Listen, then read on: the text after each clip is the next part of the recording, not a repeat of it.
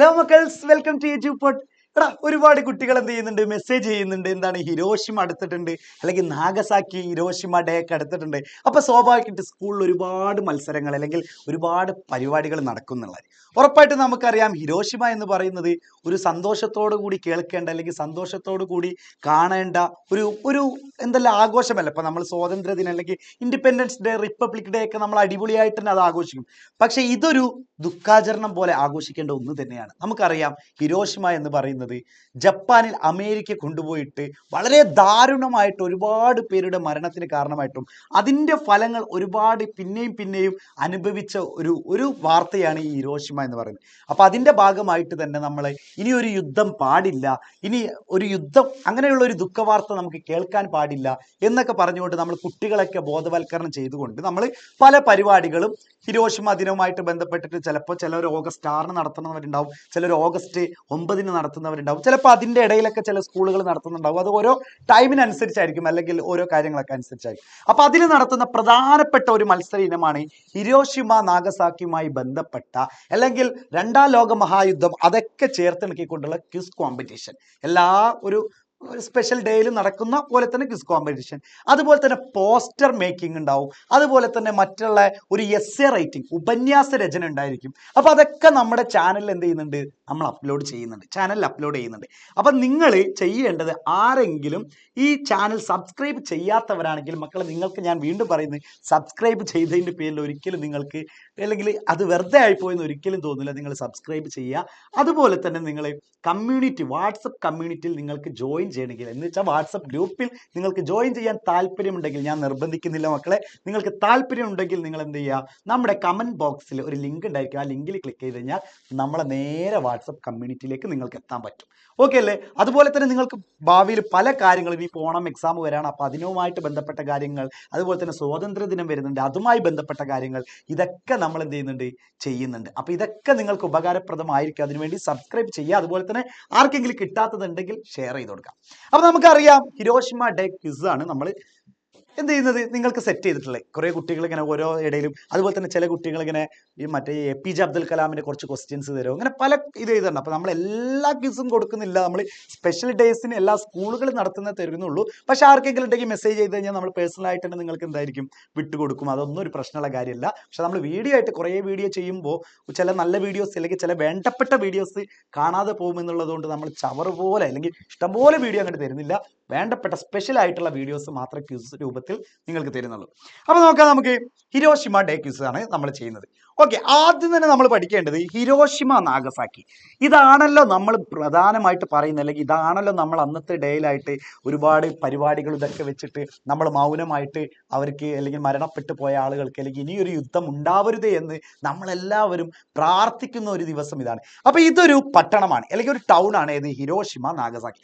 ഈ പട്ടണങ്ങളൊക്കെ ഏത് രാജ്യത്താണുള്ളത് എന്ന് വെച്ചാൽ, ഹിരോഷിമ നാഗസാക്കി എന്നുള്ള സംഭവം എവിടെ നടന്ന കാര്യമാണ് മക്കളെ? നമുക്ക് എല്ലാവർക്കും അറിയുന്ന പോലെ തന്നെ ജപ്പാനിലാണ് ഹിരോഷിമ നാഗസാക്കി ഇവിടെ പരിപാടി നടന്നത്. അല്ലെങ്കിൽ ഹിരോഷിമ നാഗസാക്കി എന്നുള്ള പട്ടണം എവിടെയാണ് സ്ഥിതി ചെയ്യുന്നത് വെച്ചാൽ അത് ജപ്പാനിലാണ്.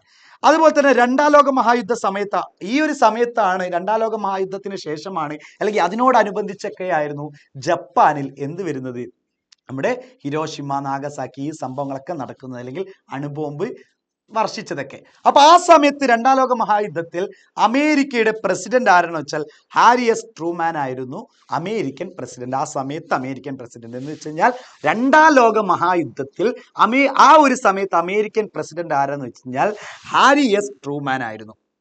അതുപോലെ തന്നെ രണ്ടാം ലോക മഹായുദ്ധ കാലത്ത് അമേരിക്കയായിരുന്നു. അപ്പൊ നമുക്ക് ആ രാജ്യം കിട്ടി, അമേരിക്കയായിരുന്നു ഹിരോഷിമയിൽ അണുബോംബ് ഇട്ട ആള്. അമേരിക്കയായിരുന്നു ഹിരോഷിമയിൽ അണുബോംബ് ഇടുന്നത്.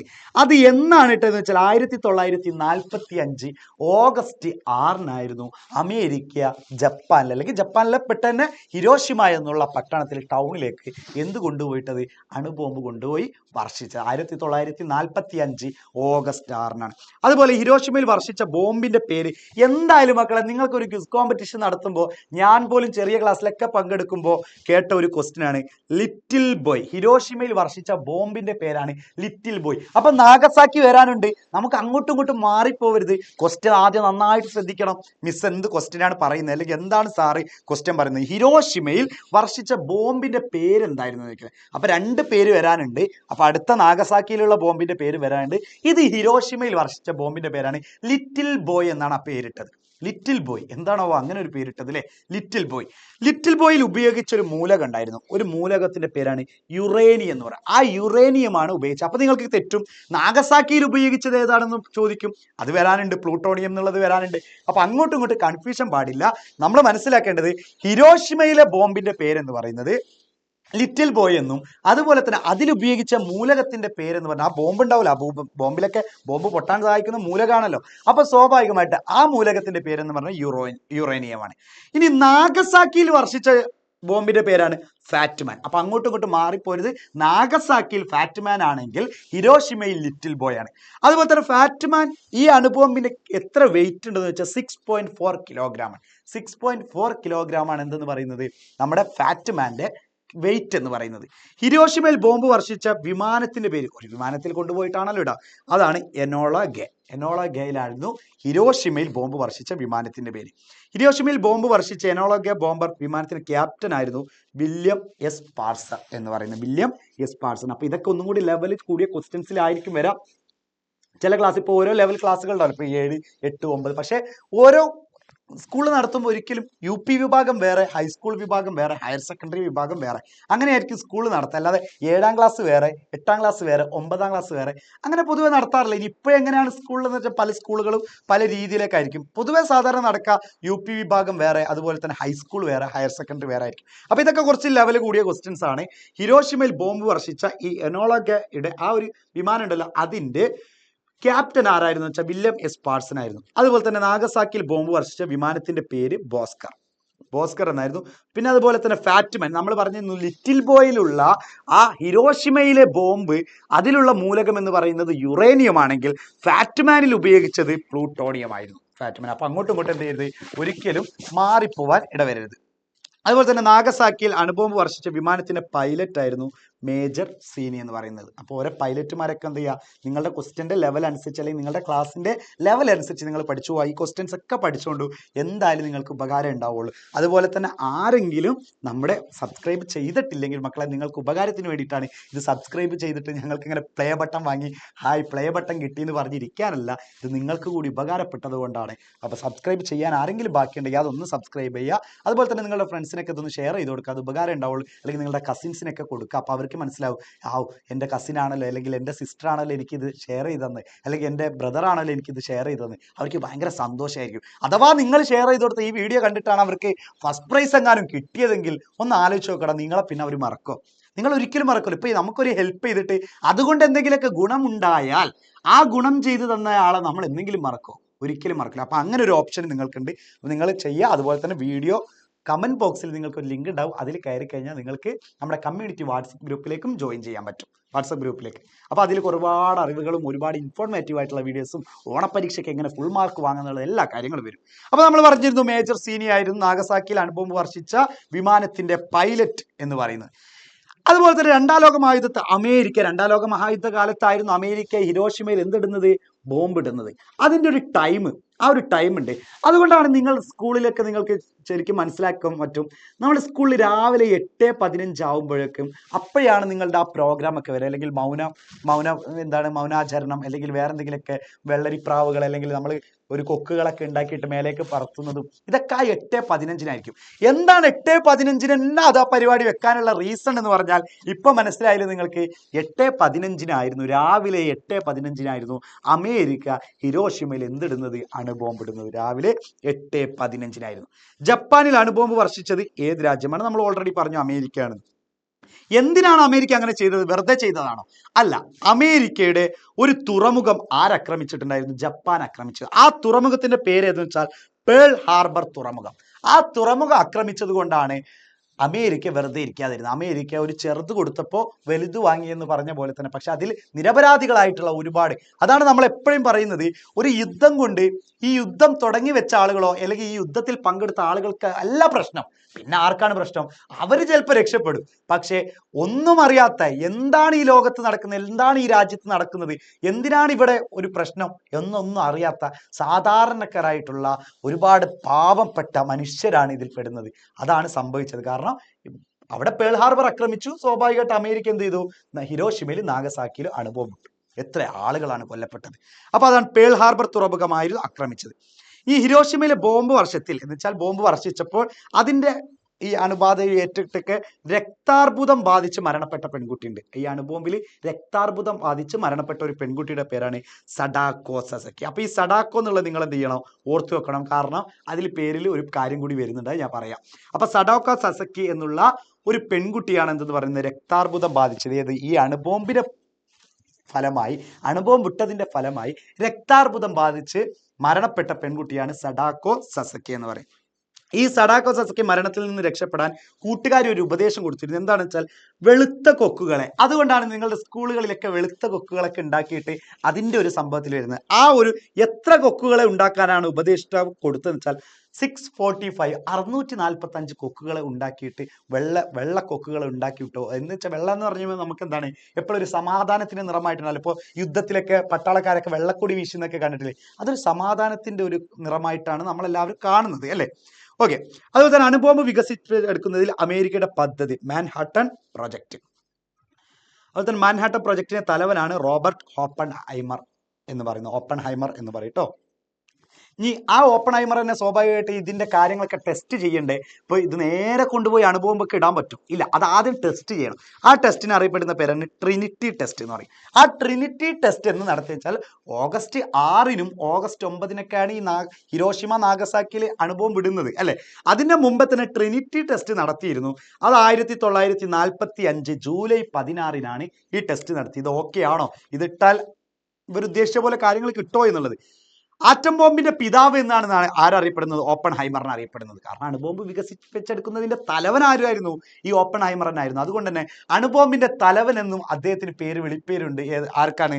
റോബർട്ട് ഓപ്പൺഹൈമർ എന്ന്. അദ്ദേഹം തന്നെ ഒരു വാക്ക് പറയുന്നുണ്ട്, ഞാൻ മരണമായി കഴിഞ്ഞു, ലോകം നശിപ്പിച്ചവൻ. ശരി തന്നെയല്ലേ? അണുബോംബ് ഉണ്ടാക്കിയ ലോകം നശിപ്പിച്ച പോലെ തന്നെയല്ലേ? അദ്ദേഹം തന്നെ പറയുന്നതാണ് ആറ്റം ബോംബിന്റെ വിനാശ ശക്തി കണ്ടിട്ട്, എന്നുവെച്ചാൽ ട്രിനിറ്റി ടെസ്റ്റ് കണ്ടപ്പോൾ ഈ ഒരു ശക്തി കണ്ടപ്പോൾ തന്നെ ഓപ്പൺഹൈമർ പറയുന്നതാണ്, ഞാൻ എന്തായി കഴിഞ്ഞു? ഒരു വിനാശ ശക്തിയായി കഴിഞ്ഞു, അല്ലെങ്കിൽ ഞാൻ മരണമായി കഴിഞ്ഞു, ലോകം നശിപ്പിച്ചവനാണ് ഞാൻ എന്ന് പറയുന്നത്. എത്ര ആത്മാഭിമാനത്തോട് പറയുന്നതാണ്. നമുക്കൊക്കെ അങ്ങനെ പറയാൻ കഴിയും? അദ്ദേഹം ആ കാര്യമാണ് എടുത്തു പറയുന്നത്. അങ്ങനെ പറഞ്ഞ വ്യക്തി, ചരിത്രപ്രസിദ്ധമായ വാക്കുകൾ ആരുടേതാണെന്ന് വെച്ചാൽ ഓപ്പൺഹൈമർ. ആരായിരുന്നു? ഓപ്പൺഹൈമർ. കാരണം അണുബോംബിന്റെ പിതാവായിരുന്നു. ഇനി അണുബോംബ് ആക്രമണത്തിന് ഇരയായിട്ടും ജീവിച്ചിരുന്നവർക്ക് ജപ്പാനീസ്, അണുബോംബ് കിട്ടിയ ആളുകൾ തന്നെ എല്ലാവരും മരണപ്പെട്ടിട്ടില്ല. ഒരുപാട് ഇപ്പൊ രക്താർബുദം ബാധിച്ച് ഒരു പെൺകുട്ടി ജീവിച്ചു, പിന്നെയാണ് മരണപ്പെട്ടത്, അല്ലെ? അങ്ങനെ അണുബോംബിന്റെ ഇരയായിരുന്നിട്ടും ജീവിച്ചിരുന്നവർക്ക് ജപ്പാനീസ് ഭാഷയിൽ ഒരു പേര് പറയുന്നുണ്ട്. ആ പേരാണ് ഹിബാകുഷ എന്ന് പറയും. ഹിബാകുഷ എന്നാ പറയും. ഹിബാകുഷ എന്ന് പറഞ്ഞാൽ അത് ജപ്പാനീസ് വേർഡാണ്. ആ ജപ്പാനീസ് വേർഡിന്റെ മീനിങ് വരുന്നത് സ്ഫോടന ബാധിത ജനത എന്നാണ്. സ്ഫോടനം ബാധിച്ചെന്ന് വെച്ചാൽ ബോംബാക്രമണത്തിൽ അത് ബാധിച്ച ജനതയെ അവർ വിളിച്ചിരുന്ന പേര് ഹിബാകുഷ എന്നാണ്. മീനിങ് സ്ഫോടന ബാധിത ജനത എന്നാണ്. ഇനി അവർക്ക് വേണ്ടിയിട്ട് തന്നെ ആദ്യ ആറ്റം ബോംബിന്റെ കെടുതി അനുഭവിച്ചിരുന്ന ജനത സമാധാനത്തിന്റെ പ്രതീകമായി പണിത മ്യൂസിയത്തിന്റെ പേരാണ് ഹിരോഷിമ പീസ് മെമ്മോറിയൽ മ്യൂസിയം. എന്ന് വെച്ചാൽ ഹിരോഷിമയുടെ സമാധാനം, അതാണ് ഉദ്ദേശിക്കുന്നത്. അതുപോലെ 1000 കൊക്കുകളും, ഇത് കണ്ടിട്ടോ, 1000 കൊക്കുകളും ഒരു ശാന്തി പ്രാവും എന്ന ബാലസാഹിത്യ കൃതിയുടെ രചയിതാവ് ആരാണ്? ഈ കൊക്കുകൾ എന്ന് പറഞ്ഞാൽ മനസ്സിലാക്കില്ലേ മക്കളെ? സഡാക്കോ സസക്കി എന്ന് പറഞ്ഞിട്ടുള്ള 645 കൊക്കുകളൊക്കെ ഉണ്ടാക്കിയിട്ട് ഒരു കൂട്ടുകാർ ഉപദേശിച്ചു എന്നൊക്കെ പറഞ്ഞില്ലേ? അപ്പൊ അതിന്റെ പേരിലാണ് കൊക്കുകളൊക്കെ ഉണ്ടായത്. 1000 കൊക്കുകളും ഒരു ശാന്തി പ്രാവ് എന്നുള്ള ബാലസാഹിത്യ കൃതിയുടെ രചയിതാവാണ് എസ് ശിവദാസ്. അതും നിങ്ങളോട് ചോദിക്കട്ടെ, ക്വിസ് കോമ്പറ്റീഷന് നന്നായിട്ട് വരുന്ന ഒരു എപ്പോഴും കോമൺ ആയി കണ്ടുവരുന്ന ഒരു ക്വസ്റ്റ്യൻ ആണ് ഈ ഒരു ക്വസ്റ്റ്യൻ. 1000 കൊക്കുകളും ഒരു ശാന്തി പ്രാവ് എന്ന ബാലസാഹിത്യ കൃതിയുടെ രചയിതാവാണ് എസ് ശിവദാസ് എന്ന് പറഞ്ഞത്. ശാന്തിയുടെ നഗരം എന്നറിയപ്പെടുന്ന ഏതാണ്? ശാന്തിയുടെ നഗരം. ഹിരോഷിമക്ക് അങ്ങനെ ഒരു പേരിട്ട് കൊടുത്തു. ശാന്തിയുടെ നഗരം എന്നാണ് ഹിരോഷിമയെ അറിയപ്പെടുന്നത്. അതുപോലെ തന്നെ ആദ്യത്തെ ആറ്റം ബോംബിന്റെ കെടുതികൾ അനുഭവിച്ച ജനത നേരത്തെ പറഞ്ഞ കാര്യം തന്നെയായിരുന്നു കേട്ടോ. ഈ ലോകത്ത് ആദ്യമായി അണുബോംബ് വർഷിച്ച ഏത് പട്ടണത്തിലാണ്? ലോകത്ത് തന്നെ അണുബോംബ് പരീക്ഷിച്ച അല്ലെങ്കിൽ അണുബോംബ് വർഷിച്ച ഒരു രാജ്യം അത് ജപ്പാനാണ്. അത് ഏത് ടൗൺ ആണോ എന്ന് ചോദിച്ചാൽ അത് ഹിരോഷിമയിലാണ്. ആദ്യമായി അണുബോംബ് പരീക്ഷിച്ചത് എവിടെ വെച്ചാൽ മെക്സിക്കോയിലെ മരുഭൂമിയിലായിരുന്നു. ആ ടെസ്റ്റാണ് എന്തെന്ന് പറഞ്ഞാൽ ട്രിനിറ്റി സൈറ്റ് അല്ലെങ്കിൽ ട്രിനിറ്റി ടെസ്റ്റ് എന്നൊക്കെ പറയും. ട്രിനിറ്റി സൈറ്റിലായിരുന്നു ആദ്യമായി അണുബോംബ് പരീക്ഷിച്ചത്. അപ്പോഴാണ് ആര് പറഞ്ഞത്? നമ്മുടെ ഓപ്പൺഹൈമർ പറഞ്ഞത്, ഞാൻ മരണമായി കഴിഞ്ഞു, ഞാൻ ഈ ലോകത്ത് നശിപ്പിച്ചവനാണെന്നൊക്കെ പറഞ്ഞത് ഓപ്പൺഹൈമർ ഈ ഒരു ട്രിനിറ്റി സൈറ്റിലായിരുന്നു. അതുപോലെ തന്നെ രണ്ടാം ലോക മഹായുദ്ധം നടന്ന അല്ലെങ്കിൽ ആരംഭിച്ച വർഷം 1939 1939 രണ്ടാം ലോക മഹായുദ്ധം ആരംഭിച്ച വർഷം എന്ന് പറയുന്നത്. അതുപോലെ തന്നെ ലോകത്ത് ആദ്യമായി അണുബോംബ് പ്രയോഗിച്ച രാജ്യവും അമേരിക്ക തന്നെയായിരുന്നു കേട്ടോ. പിന്നെ നമ്മുടെ ഇന്ത്യ വികസിപ്പിച്ചെടുത്തിട്ടുണ്ട് അണുബോംബ്. നമ്മൾ ഇന്ത്യ വികസിപ്പിച്ചെടുത്തിട്ടുണ്ട്. അപ്പൊ ഇന്ത്യ വികസിപ്പിച്ചെടുത്ത രാജസ്ഥാനിലൊക്കെ ആയിരുന്നു, നമ്മുടെ APJ അബ്ദുൽ കലാമിന്റെ ഒക്കെ നേതൃത്വത്തിലായിരുന്നു അണുബോംബ് വികസിപ്പിച്ചെടുക്കുന്നത്. അതിന്റെ ഒരു കോഡ് ഭാഷ ഉണ്ട്, ഒരു രഹസ്യനാമം ഉണ്ടായിരുന്നു, ബുദ്ധൻ ചിരിക്കുന്നു എന്നായിരുന്നു. ബുദ്ധൻ ചിരിക്കുന്നു എന്നാണ് നമ്മൾ വികസിപ്പിച്ചെടുത്ത അല്ലെങ്കിൽ ഇന്ത്യയുടെ ആദ്യത്തെ അണുവിസ്ഫോടനം. എന്നാണ് 1974 മെയ് 18 ആദ്യത്തെ അണുവിസ്ഫോടന പദ്ധതിയുടെ രഹസ്യനാമം ബുദ്ധൻ ചിരിക്കുന്നു. അപ്പൊ ഇന്ത്യയുടെ ആദ്യത്തെ അണുവിസ്ഫോടനത്തിന്റെ രഹസ്യനാമം എന്തെന്ന് ചോദിക്കും, അതും കോമൺ ആയി ചോദിച്ചു വരുന്ന അല്ലെങ്കിൽ കോമൺ ആയി കണ്ടുവരുന്ന ഒരു ക്വസ്റ്റ്യൻ തന്നെയാണ് ഇതെന്ന് പറയുന്നത് കേട്ടോ. ബുദ്ധൻ ചിരിക്കുന്നു എന്ന് പറയുന്നത് ഏത് രാജ്യത്തിന്റെ അണുവിസ്ഫോടനത്തിന്റെ രഹസ്യനാമം എന്ന് വെച്ചാൽ അത് ഇന്ത്യയുടെ ആണെന്ന് മനസ്സിലാക്കിയിട്ടുണ്ട്. ഓക്കെ, അടുത്തായിരുന്നു ലോകത്ത് ആദ്യമായി ആറ്റം ബോംബ് ഉപയോഗിച്ചത് ഏത് യുദ്ധത്തിലാണ്? അതും രണ്ടാം ലോക മഹായുദ്ധത്തിലാണ്. പിന്നെ പുറത്തു പോകു ശപിക്കപ്പെട്ടവൻ എന്ന കൃതിയുടെ രചയിതാവ് സദ്ദാം ഹുസൈൻ. സദ്ദാം ഹുസൈനെ പറ്റിയിട്ടൊക്കെ കേട്ടിട്ടില്ലേ? കേൾക്കാത്തവരാരുണ്ടാവില്ലേ? അമേരിക്കയും ഇറാഖും തമ്മിലുള്ള നിരന്തരമായിട്ടുള്ള യുദ്ധത്തിനിടയിൽ സദ്ദാം ഹുസൈനെ തൂക്കിക്കൊല്ലുകയാണ് ചെയ്തത്. യുദ്ധവും സമാധാനം എന്ന പ്രശസ്ത കൃതിയുടെ രചയിതാവ് ലിയോ ടോൾസ്റ്റോയ്. യുദ്ധം സമാധാനം എന്ന പ്രശസ്ത കൃതിയുടെ. അതുപോലെ തന്നെ രണ്ടാം ലോക മഹായുദ്ധത്തിൽ ജനങ്ങൾ അനുഭവിച്ച വേദനകളും ദുരിതങ്ങളും ഹൃദയസ്പർശിയായി അവതരിപ്പിച്ച് ഒരു പെൺകുട്ടിയുടെ ഡയറി 1947 പ്രസിദ്ധീകരിക്കപ്പെട്ടു. ആരുടെ ഡയറിയാണത്? അതാണ് ആൻ ഫ്രാങ്കിന്റെ ആൻ ഫ്രാങ്ക് എന്നുള്ള ഒരു പെൺകുട്ടിയുടെ ഡയറിയാണ് ഇതെന്ന് പറഞ്ഞത്. രണ്ടാം ലോക മഹായുദ്ധത്തിൽ ജനങ്ങൾ ഒരുപാട് ദുരിതങ്ങൾ അനുഭവിച്ചിട്ടുണ്ട്, ഒരുപാട് പ്രയാസങ്ങൾ അനുഭവിച്ചിട്ടുണ്ട്, എല്ലാം കൂടി ഉൾപ്പെടുത്തിയിട്ടുള്ള ഒരു ഡയറിയാണ്. അത് ആരുടേതെന്ന് വെച്ചാൽ ആൻ ഫ്രാങ്കിന്റെ ആയിരുന്നു. ഇനി ഈ അനുഭവം ഉണ്ടാക്കുന്നില്ലടാ, നിങ്ങൾ ഒരുപാട് ചിലപ്പോൾ നിങ്ങളുടെ ചാപ്റ്റർ അല്ലെങ്കിൽ ഫിസിക്സിലൊക്കെ നിങ്ങൾ പഠിക്കുന്നുണ്ടാവും. നിങ്ങൾ ഫിസിക്സ് അല്ലെങ്കിൽ ബേസിക് സയൻസിലൊക്കെ നിങ്ങൾ ഓൾറെഡി പഠിച്ചു കഴിഞ്ഞിട്ടുണ്ടാവും. അതിൽ ഫിസിക്സുമായിട്ട് ബന്ധപ്പെട്ട അല്ലെങ്കിൽ ഭൗതിക ശാസ്ത്രവുമായി ബന്ധപ്പെട്ട ആ ഒരു ചാപ്റ്ററിലൊക്കെ നിങ്ങൾ ഈ ഒരു ഇക്വേഷൻ കാണാം, ഈ ഒരു സിദ്ധാന്തം കാണാം. എന്ന് വെച്ചാൽ E=mc². E=mc². ഈ ഒരു ഇക്വേഷൻ വെച്ചിട്ടാണ് അണുബോംബിന്റെ കണ്ടുപിടുത്തത്തിന് വഴിവരും. എന്ന് വെച്ചാൽ അണുബോംബ് ഉണ്ടാക്കിയത് തന്നെ ഈ ഒരു സംഭവത്തിലൂടെയാണ്, ഈ ഒരു ഇക്വേഷൻ വെച്ചിട്ടാണ്. അപ്പൊ ഇതൊക്കെ നിങ്ങളുടെ സ്കൂൾ ടീച്ചർ ഈ ഇക്വേഷൻ ഒക്കെ പഠിപ്പിക്കുമ്പോൾ അല്ലെങ്കിൽ E=mc² എന്നുള്ള ഇക്വേഷൻ ഒക്കെ പഠിപ്പിച്ചു തരുമ്പോൾ അത് ടീച്ചർമാർ നിങ്ങൾക്ക് എക്സ്പ്ലെയിൻ ചെയ്തു തരും എങ്ങനെയാണ് ആ ബോംബിലേക്ക് വന്നത്. അപ്പൊ ആ ബോംബ് ഉണ്ടാക്കാനുള്ള ഒരു ഇക്വേഷൻ ഇത് തന്നെയായിരുന്നു കേട്ടോ. അത് ആരാണ് ആ ഇക്വേഷൻ ഉണ്ടാക്കിയത്? എടാ, ബോംബ് ഉണ്ടാക്കാൻ വേണ്ടി ഉണ്ടാക്കിയല്ല ആ ഇക്വേഷൻ. ആ ഇക്വേഷൻ പല കാര്യങ്ങൾക്കും വേണ്ടിയിട്ടുണ്ടാക്കിയ. പക്ഷേ ആ ഇക്വേഷൻ എന്തിലേക്ക് എടുത്തു? അമേരിക്ക ഈ അണുബോംബ് ഉണ്ടാക്കുന്നതിലെടുത്തു. അപ്പൊ ആരാണ് ആ ശാസ്ത്രജ്ഞൻ എന്ന് വെച്ചാൽ ആൽബർട്ട് ഐൻസ്റ്റീൻ ആണ്. ഐൻസ്റ്റീന്റെ ഇക്വേഷൻ ആണ് E=mc² എന്ന് പറയുന്നത് കേട്ടോ. ഓക്കെ, ഇനി ഉദയസൂര്യന്റെ നാട് എന്നറിയപ്പെടുന്നത് ആരാണ്? അത് ജപ്പാനാണ്. അപ്പോൾ നമ്മുടെ ശാന്തിയുടെ നാട് എന്നറിയപ്പെട്ടത് ഏതായിരുന്നു? ശാന്തി നഗരം എന്നറിയപ്പെട്ടത് അത് ഹിരോഷിമാണ്. ഉദയസൂര്യന്റെ നാട് എന്നറിയപ്പെടുന്നത് ജപ്പാനാണ് കേട്ടോ. അങ്ങോട്ടും ഇങ്ങോട്ട് മാറിപ്പോരുത് കേട്ടോ. അതുപോലെ തന്നെ ജപ്പാനിൽ വർഷിച്ച അണുബോംബിന്റെ വികിരണമേറ്റ് രോഗബാധിതനായ പെൺകുട്ടിയുടെ പേരെന്താണ്? നമ്മൾ പറഞ്ഞില്ലേ, രക്താർബുദം ബാധിച്ച ഒരു പെൺകുട്ടി ഉണ്ടായിരുന്നു എന്ന് പറഞ്ഞു. അതാണ് സഡാക്കോ എന്ന് പറയുന്നത്. അതുകൊണ്ടാണ് ആ സഡാക്കോ സസാക്കി നിർമ്മിച്ച ലോക സമാധാനത്തിന്റെ പ്രതീകങ്ങളായ കടലാസ് കൊക്കിന്റെ പേരാണ്. ഇത് നന്നായിട്ട് ചോദിക്കുക, കാരണം നിങ്ങളുടെ സ്കൂളുകളിലൊക്കെ നിങ്ങൾ എന്ത് ചെയ്യുന്നുണ്ടാവും, ഈ സമാധാന കൊക്കുകൾ നിങ്ങൾ ഉണ്ടാക്കും. എല്ലാവരും ഹിരോഷിമ ദിനത്തിന്റെ അന്ന് കൊക്ക് നിർമ്മാണത്തിന് ഉണ്ടായിരിക്കും. അപ്പൊ ആ കൊക്ക് നിർമ്മാണമൊക്കെ ഇപ്പൊ തന്നെ ഉണ്ടാക്കി പഠിക്കുക. കാരണം കൊക്ക് നിർമ്മാണത്തിന്റെ മത്സരങ്ങളൊക്കെ സ്കൂളിലൊക്കെ നടക്കാറുണ്ട്. ഈ UP വിഭാഗത്തിലൊക്കെ അത് നടക്കാറുണ്ട്. അപ്പൊ അതൊക്കെ നിങ്ങളുടെ കസിൻസോ അല്ലെങ്കിൽ LP വിഭാഗത്തിലൊക്കെ നടക്കാറുണ്ട്. ആരെങ്കിലും കസിൻസോ അല്ലെങ്കിൽ മറ്റുള്ള ആരെങ്കിലൊക്കെ നിങ്ങളുടെ വീടുകളിലൊക്കെ ഉണ്ടെങ്കിൽ അവർക്ക് പറഞ്ഞു കൊടുക്കുക. കൊക്ക് നിർമ്മാണമൊക്കെ ഉണ്ടായിരിക്കും. ആ കൊക്കിന്റെ പേരാണ് സഡാക്കോ കൊക്കുകൾ എന്നായിരുന്നു പേര്. എന്തുകൊണ്ടാണ് ആ കൊക്കിന് അങ്ങനെ പേര് വരാനുള്ള കാരണം എന്ന് ചോദിച്ചു കഴിഞ്ഞാൽ, ആ കൊക്ക് എന്ന് പറയുന്നത് ആ പെൺകുട്ടിയാണ് അത് ഉണ്ടാക്കിയത്. ലോക സമാധാനത്തിന് വേണ്ടിയിട്ട് ഉണ്ടാക്കിയ സഡാക്കോ കൊക്കുകൾ എന്ന് പേരിൽ അറിയപ്പെട്ടു. സഡാക്കോ സസാക്കി എന്ന് പറഞ്ഞാൽ ഒരു പെൺകുട്ടി രക്താർബുദത്തെ തുടർന്ന് മരണപ്പെട്ടു. എങ്ങനെ രക്താർബുദം വന്ന്? അണുബോംബിന്റെ ഫലമായിട്ട് വന്നതാണ്. അതുപോലെ തന്നെ പിന്നെ ലോക സമാധാനത്തിനായിട്ട് ഇതിങ്ങനെ പോയി കഴിഞ്ഞാൽ ശരിയാവില്ലല്ലോ. അപ്പുറത്ത് ബോംബിടുക, നേരെ പേൾ ഹാർബർ ജപ്പാൻ ആക്രമിക്കുക, ജപ്പാൻ ഹിരോഷിമ നാഗസാക്കിയിൽ അണുബോംബ് കൊണ്ടുപോയി ഇട്ട് കൊടുക്കുക, ഇങ്ങനെയുള്ള കുറെ കാര്യങ്ങൾ നടന്നാൽ മതിയോ? ഇല്ല, ലോക സമാധാനം വേണം. അതിനു വേണ്ടിയിട്ട് രൂപം കൊണ്ട ഒരു സംഘടനയാണ് ഐക്യരാഷ്ട്ര സംഘടന, അല്ലെങ്കിൽ യുണൈറ്റഡ് നാഷൻ ഓർഗനൈസേഷൻ, ഷോർട്ട് ഫോമിൽ UNO എന്ന് പറയും. UNO ആസ്ഥാനം എന്ന് പറയുന്നത് ന്യൂയോർക്കിലാണ്. UNO എന്ന് പറയുന്നത് കാരണം എല്ലാ രാജ്യങ്ങളിലെയും ആളുകൾ ഉൾപ്പെട്ടിട്ടുള്ള ഒരു സംഘടനയാണ് UNO, അല്ലെങ്കിൽ ഐക്യരാഷ്ട്രസഭ, ഐക്യരാഷ്ട്ര സംഘടന എന്നൊക്കെ പറയും. ഓക്കെ, അത് ഏതിന്റെ ഭാഗമായിട്ടാണെന്ന് വെച്ചാൽ രണ്ടാം ലോക മഹായുദ്ധത്തിന്റെ ഭാഗമായിട്ട് വന്നതാണ്, അല്ലെങ്കിൽ ശേഷം ഉണ്ടായതാണ്, അല്ലെങ്കിൽ രണ്ടാം ലോക മഹായുദ്ധത്തിന്റെ ഫലമായി ഉണ്ടായ ഒരു സംഘടനയാണ് UNO, അല്ലെങ്കിൽ സമാധാനത്തിന് വേണ്ടി ന്യൂയോർക്കിൽ രൂപീകരിച്ച, ന്യൂയോർക്കിലാണ് അതിന്റെ ആസ്ഥാനം എന്ന് പറയുന്നത്.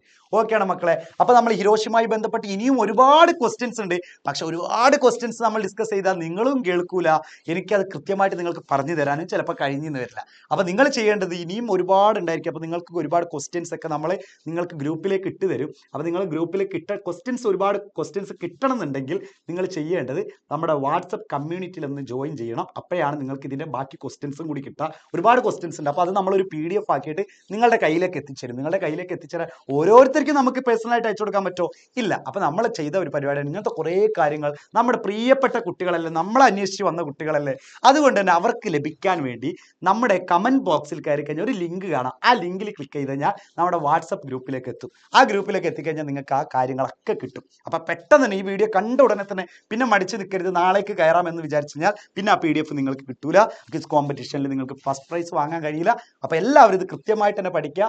ഇനി ഓരോ വീഡിയോസും നമ്മൾ എന്തായിരിക്കും നിങ്ങൾക്ക് വേണ്ടി തരും. അതുപോലെ തന്നെ പോസ്റ്റർ മേക്കിംഗ് ഉണ്ട്. അതുപോലെ തന്നെ നമ്മുടെ വരുന്ന നമ്മൾ പറയില്ല കൊക്കിന്റെ നിർമ്മാണം, സഡാക്കോ കൊക്കുകൾ, അതിൻ്റെ ഉണ്ട്. അതുപോലെ തന്നെ essay റൈറ്റിംഗ് സ്കൂൾ നടക്കും, അതിന് എന്തൊക്കെയാണ് എഴുതേണ്ടത്. പിന്നെ അതുപോലെ തന്നെ പ്രസംഗ മത്സരം നടക്കും. ഈ ഹിരോഷിമ ദിനത്തെ ബന്ധപ്പെട്ടിട്ട് പ്രസംഗ മത്സരങ്ങൾ നടക്കും. അപ്പൊ അതിലെന്തൊക്കെ പോയിന്റുകളാണ്? വെറുതെ പ്രസംഗിച്ചുകൊണ്ട് കാര്യമുണ്ടോ? വെറുതെ തൊണ്ട കീറി പ്രസംഗിച്ചുകൊണ്ട് കാര്യമുണ്ടോ? ഇല്ല. അതിലുള്ള പോയിന്റ്സുകൾ എന്തൊക്കെയാണെന്നുള്ളതൊക്കെ നമ്മൾ ഓരോ വീഡിയോയിലൂടെ നിങ്ങൾക്ക് പറഞ്ഞുതരും. അപ്പൊ നിങ്ങൾ അതൊക്കെ കിട്ടണമെന്നുണ്ടെങ്കിൽ സബ്സ്ക്രൈബ് ചെയ്യുക. അപ്പൊ എല്ലാവരും നല്ല അടിപൊളി മാർക്ക് വാങ്ങി അടിപൊളിയായിട്ട് തന്നെ വിന്നർ ആവാൻ കഴിയട്ടെ. വിന്നർ ആയതിനു ശേഷം നിങ്ങൾ എന്ത് ചെയ്യുക? കമന്റ് ബോക്സിൽ വന്നിട്ട് കമന്റ് ചെയ്യുക, അല്ലെങ്കിൽ നിങ്ങൾ മെസ്സേജ് അയക്കുക. Okay, bye bye.